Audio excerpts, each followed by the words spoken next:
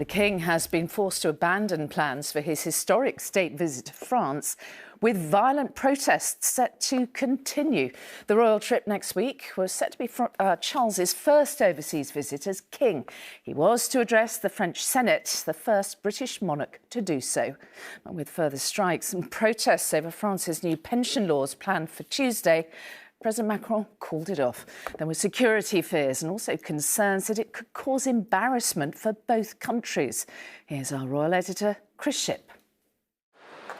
It is undisputably one of the world's finest capital cities, but Paris this morning looked like a very sorry place. As Parisians surveyed the damage after yesterday's violent protests, they were not surprised, but a little embarrassed that the King and Queen's big state visit had been called off. He's not coming, this woman said. Dommage pour notre pays. Such a shame for our country. I think it's maybe better if the king comes next time because of all, the trash, the garbages you have in Paris. It's safer, I think so. We are ashamed for our country to be in such a bad situation. And I hope the king will be happy to come anyway. The King and Queen were due to arrive here on Sunday, and at the British Embassy in Paris, the flags with Charles III's new cipher had already been hung. The King doesn't have any great say in this. Every step of a state visit is planned in minute detail by both sides. But ultimately, you're a guest, and if the host turns around and says the party's off, then there's not much you can do about it.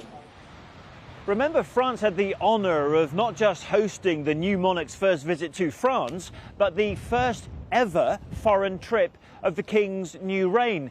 All week, Buckingham Palace were tinkering with the programme, changing a tram ride here and a state banquet there. But this morning, President Macron telephoned the King to tell him, with another day of protests planned, he had no choice but to call the whole thing off.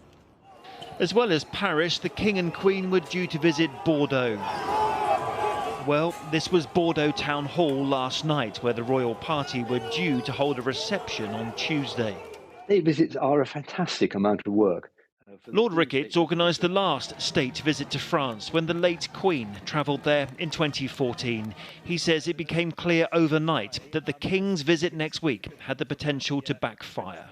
A state visit is supposed to be a celebration. And if it goes ahead in conditions where the police have to throw great rings around the two principals, they can't go and meet the crowds, there's a worry about embarrassing incidents, it's better to put it off and do it at calmer times. President Macron called it a common sense decision. Given another day of protests were planned on Tuesday, it means the banners for King Charles will have to be put in storage until a new and safer time has been found. Well, we'll talk to Chris Shipp in just a moment. But first, let's go to Lucy Watson, who's in Paris tonight. Now, Lucy, you were in the middle of some of those protests yesterday. Is there any doubt, you think, that this was the right thing to do? No doubt at all, Mary, but this is a real blow to President Emmanuel Macron and France's world image. They had planned to put on all the stops here for the King and Queen. A visit to the Arc de Triomphe. The seating is still in place right in front of it for those who are going to come and watch. A state banquet at the Palace of Versailles and a huge parade through the capital involving around 140 horses. But today the Elysee Palace said that they simply couldn't guarantee a peaceful and orderly visit after yesterday yet another day of national strike action was announced for next Tuesday, which is a day which would fall right in the middle of the royal visit. Now, as you say, Mary, there was another national day of action yesterday, and we witnessed peaceful protests turn very, very quickly into scenes of violent social unrest. Now, there is embarrassment for that violence here, but also what it is now presenting France as. Now, of course, it's highly unlikely that the prince himself